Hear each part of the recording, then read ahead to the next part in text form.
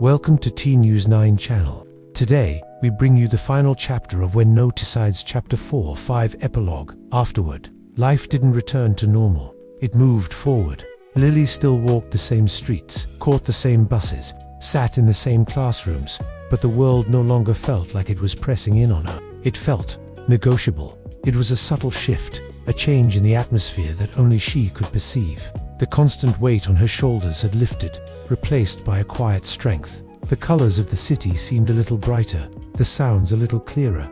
It wasn't that the world had changed, but her place within it had. She was no longer just a passenger, being carried along by the currents. She was learning to navigate. At school, things didn't magically improve. Some people were still cruel. Some days were still heavy, but Lily stood differently now. She held her ground. She spoke without apologizing for her existence, without shrinking her voice to make others more comfortable. When she said no, the word was a solid, undeniable thing.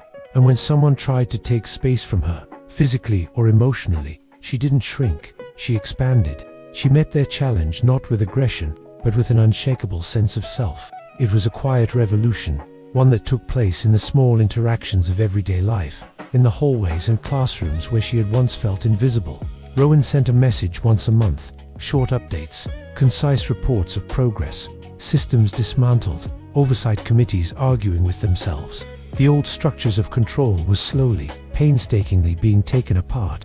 In all his messages, no heroes were ever named. That was intentional. Change that survives. He wrote once, in a rare moment of reflection, never needs a statue. Lily understood. True change wasn't about celebrating individuals. It was about building something that would last long after the names were forgotten. It was about creating a system that was inherently more just, more fair. The real victory was in the silent, steady work of reform. Lily kept the phone with Ethan's message. She didn't replay it often. She didn't need to. Some things, once heard, stayed with you, becoming a part of the very fabric of your being. His words were a touchstone, a reminder of what had been, but they no longer defined her present. They were a memory, powerful but contained, no longer an open wound. It was a testament to her own healing, the fact that she could hold this piece of her past without letting it consume her future. The memory was hers to keep, but it no longer held power over her. On her birthday, Lily went back to the bridge, not at dusk, with its long shadows and haunting glow. She went in the morning, sunlight instead of twilight. She leaned on the railing, watching the river flow beneath, a constant, moving force.